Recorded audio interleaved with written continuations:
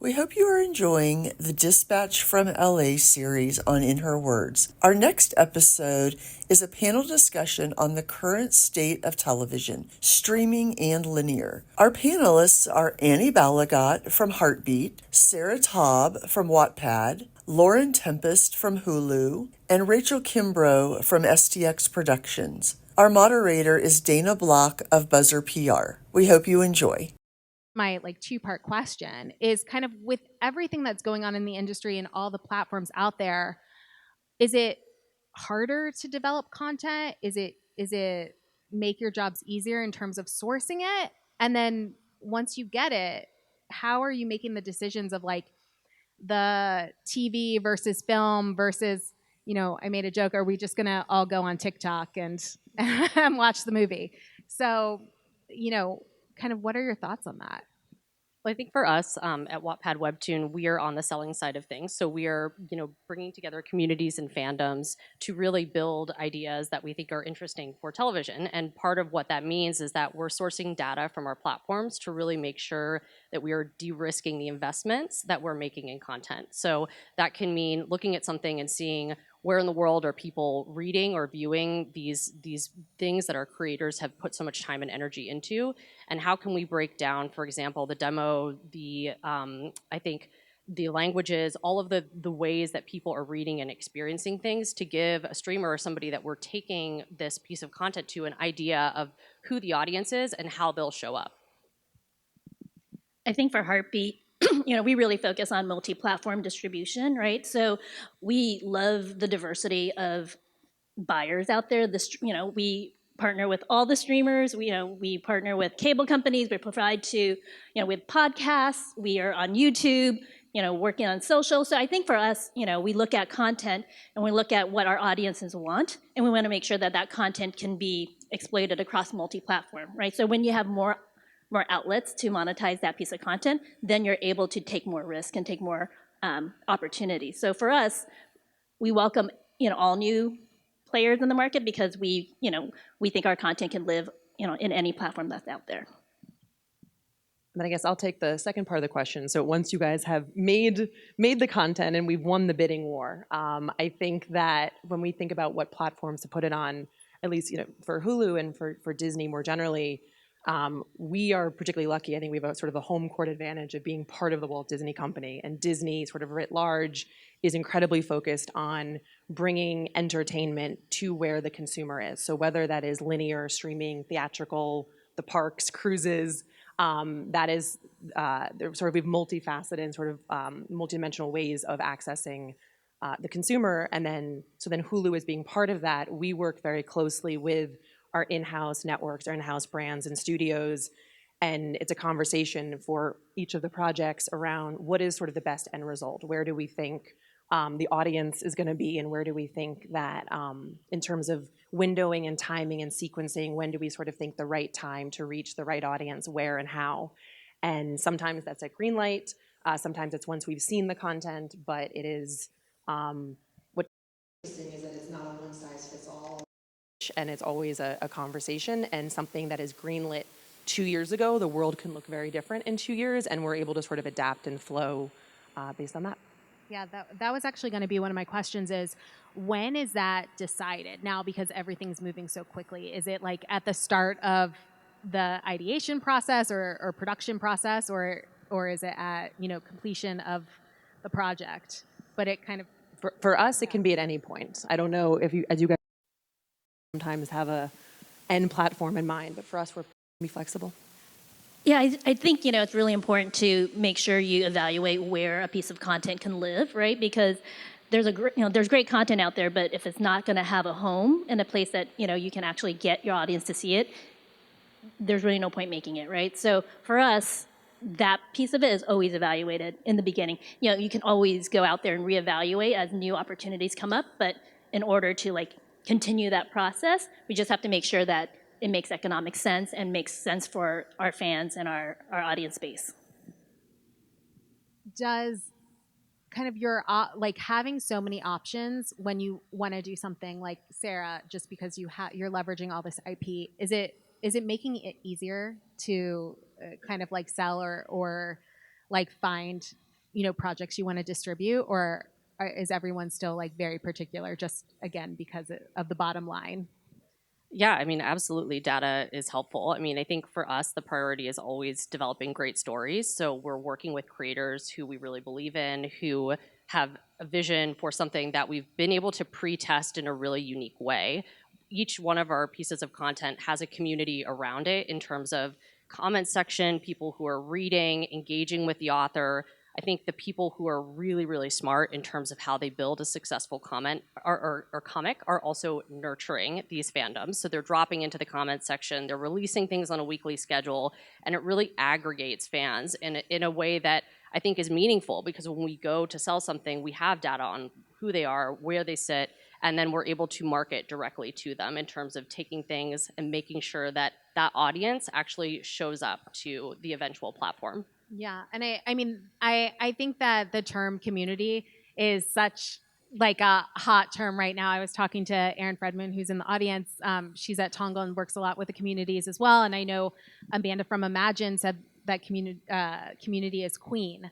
So I think just in terms of knowing that the genesis of your studio was about selling IP from these communities, how has kind of the evolution, like, do you find that more people, and this is kind of to everyone, do you find that having an instant community makes it just so much easier to kind of push for greenlighting, for development, or even distribute, like where you're going to distribute? Yeah, I think absolutely for us. I mean, it forms a roadmap, like I said, but I think also we have examples of things like Tower of God, which is one of the biggest comics on Webtoon, which started out in Korea, had a huge fan base there, was later translated into English, and now has over 1.6 billion global reads. So that's a really big example of something that has been able to find a life cycle in terms of the platform and has been adapted already, right? And in terms of who in the world is seeing it. Amazing. When you have a B after any number, it's pretty incredible. And then Annie, because I know you've built a community and you've kind of, with Heartbeat, really your mission is to keep the world laughing together. And as a mission-driven company, how are you making choices to extend kind of that mission across platform? What role does that play in as you're developing or distributing content?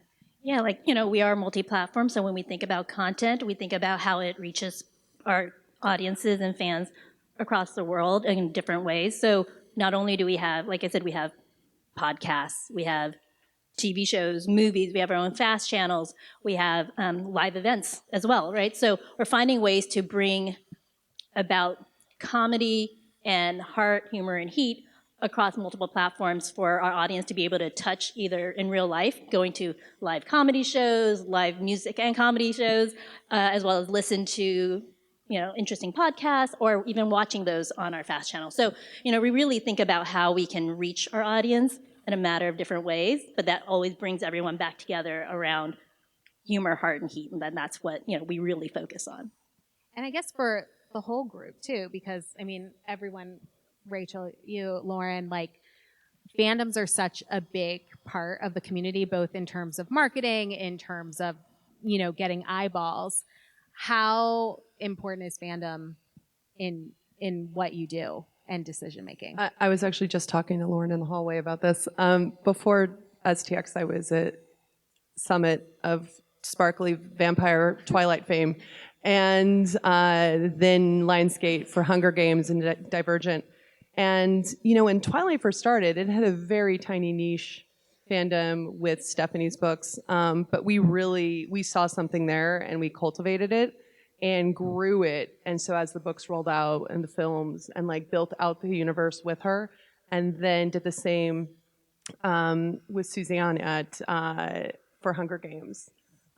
So it's wonderful when you have a series, especially a book series or a comic book series, and you have fans. You have to be careful of them, though, because in their mind, they see it being portrayed in a certain way, or they don't want to be disappointed. So there is a sharp edge there, but when you hit it and you're doing mall tours and cruises and And I mean, the licensing we did around those, I mean, it was just fantastic. And so you always appreciate your fans and want them to be a part of it. A lot of branded sparkles. So many, so many. We can talk about the rules of the universe if you'd like.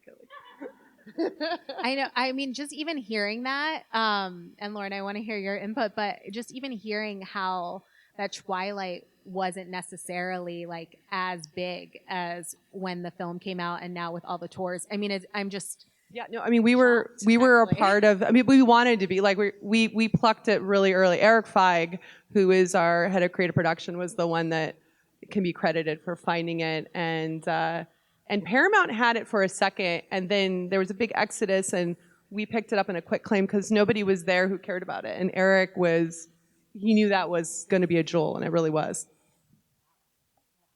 And I think for us, I think community and fandom is sort of at the central sort of core of what we do. I think there's the really obvious examples. We were really excited last summer. We unveiled our sort of Animayhem brand. So that's sort of meant to encompass the huge fandom we have on the platform for adult animation and anime. And so for us, that's sort of a very visible and obvious fandom and community that we're trying to lean into.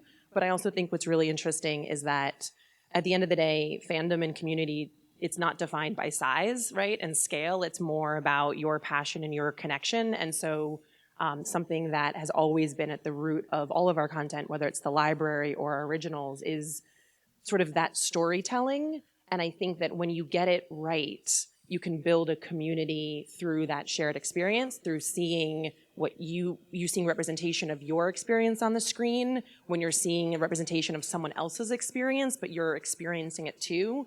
And I think that if you sort of look across, particularly our original slates, and you look at some of the stories and the, particularly the talent and the performance that we have, I think that then in and of itself manifests into a community of people that are here for the stories. Right. And that's maybe the less obvious fandom, but I think we have that is a core of a community and importance for us too. I think because it's authentic and people know. Yeah. Well, I mean, you may have just answered it with authentic, but how, because you brought up a good point too, in terms of the fact that with communities, they're very particular. I'm sure every panelist knows this and works to make sure that they're developing content that is, or distributing content that is going to be liked by the fans, liked by the community. Are there any best practices in terms of just whether it's how you market it or how, are you doing any specific focus groups, any type of social, in terms of to engage with people and just to make sure that the community feels a part of the process? I think on the development side for us, when we start out with anything, we're always looking at the community and trying to gauge what they get excited about. And it's a really good indicator of how we do want to develop something. So I think that can mean anything from pulling, for example, specific comments that people are making and saying, oh, we've noticed a lot of times people are responding to this one romance as a focal point. That's something that we want to make sure we engage with. Or people liking a particular character. Sometimes people will drop into our comments sections and even say things like, we would like to see this actor in this role. And we go, oh, that's actually kind of really interesting. Maybe we should think about that as we're packaging something. So it's a lot of fun to be able to develop and in that way where you're engaging with an audience, but to your point, also making sure that we stay true to kind of the source material in a way that is, sometimes I think can be challenging for the person who is adapting it. It's making sure that they understand where the fandom is kind of coming from. And I'm sure, Lauren, to your point, it's all about storytelling. Good storytelling is always going to be effective. Authentic storytelling is always going to be effective. So in terms of just even with community and fandom, to stay on this topic, are you, when we look at the creator economy and how, they're either developing content or you're working with them, do you find that broadcast or television is more receptive to now working with creators, or do you kind of see creators and fandom separately? We really embrace the creator community. For us, we have a very young audience who really are part of that generation. So we are working more closely with our creator communities. A lot of young comics come up through that environment. So really for us, we're looking and trying to nurture and bring up these younger talents who may not have that, those bigger opportunities because they're not going to be on a major movie or TV show at the start. So for us, we really do have a pipeline of projects that we do. So we do, the Kevin projects that are up on Netflix, but we also have projects that we have on our own platforms, on our YouTube page, on our FAST channels where we have control to be able to give those opportunities to younger talent, whether they're directors, writers, creators. So yeah, that's an area that we're really looking forward to in terms of like creating more content. And it sounds like you're agile with it, but I think to your original question that whether the broadcasters are embracing, I think it's been difficult for them to convert the influencer or the content creator to a show that they can, like, I think that's been really difficult to pull off. And especially with the Gen Z and Gen Alpha and how much they're consuming there, and they're not consuming as much of the current programming. So I think that's going to be something everyone's going to have to get their heads around. Yeah, I've heard a lot about that in terms of, there's so many kind of predictions of whether it's really looking out for YouTube versus kind of the competition between the streamers and broadcasters. So, I know that some of you work across platform or you're leveraging social for marketing. So is that like a fear that you have in your back of your mind, or are you just kind of figuring out ways to work with it as a complement? Well, I think it goes back to what we were saying at the beginning about consumer choice. I think that and also to the premium storytelling, right? I think that there is still, our sort of sub base is a proof point of there's a certain desire to have that escapism into premium storytelling, and how whether it is long form, limited series, returning series, films, I think there is still a great opportunity for that.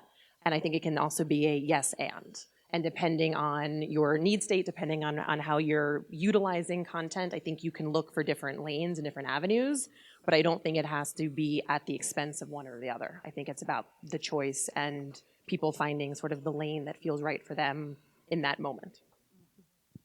Definitely. And Annie, I wanted to go back to just a point that you made as well in terms of just looking at the creator economy and how you're kind of leveraging it to create new IP and extend. Is when you're looking at kind of building profiles for these new creators, are you working to like mobilize audiences? So from the big Kevin Hart films to kind of the lesser known but still very important talent. Kind of how is that process? Is that something that you're aware of when you're choosing content or kind of distributing it?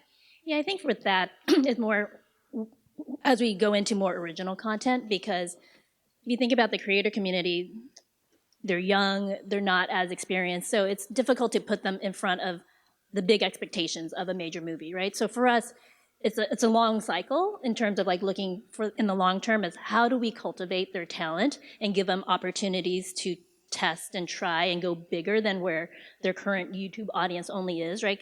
There's such a fallacy to say that, millennials, Gen Z only will watch on YouTube, but are there other opportunities? Is there a bigger audience for these creators in the right medium, right? So I think for us, we're able to be nimble. We're able to test at ways where there's not that expectation that you would have maybe at a Hulu, right? So because we do have our own platforms that we're able to provide those opportunities. And then, to the extent we have bigger opportunities, we've now worked with these talents to then try other things. So we have a great program called Women Right Now that we're about to kick off soon, that we've had 2 seasons of, where we have women of color writers writing comedy, doing shorts. And it's a competition, it's a mentor program, and they come out with 3 shorts that then get distributed on, it's been on Peacock for the last couple of years, right? So it's giving opportunities where perhaps there weren't before in a less risky manner, and where we're supporting it and then, being able to then expand some of that, right? Testing to see whether that works, whether there's an audience, whether there's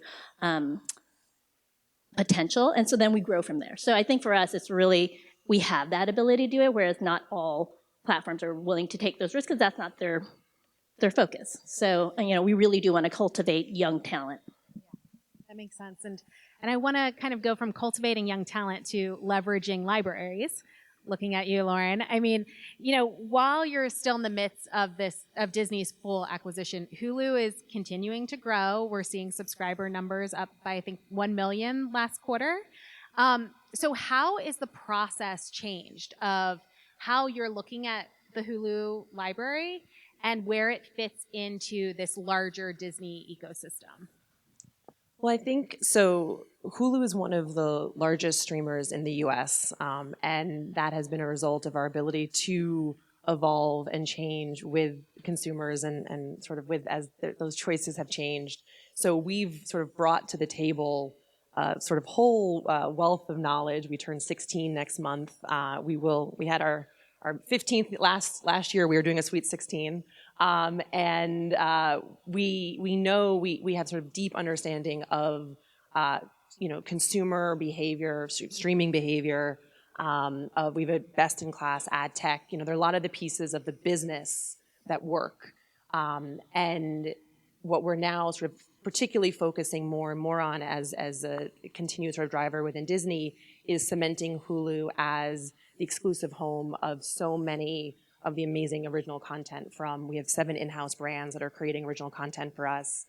We have day after air network content from 5 networks. So that, I think there's a lot more opportunity there, but also our sort of core mission of providing the absolute best across scripted, unscripted, kids, film, anime, that hasn't changed. And so that foundational library, sort of what Hulu is known for, it's served us well for 16 years, and it is, I think, still very much where that is our community, and that's where we stay. And I think the ability to lean into the original brands is sort of where the growth opportunities are.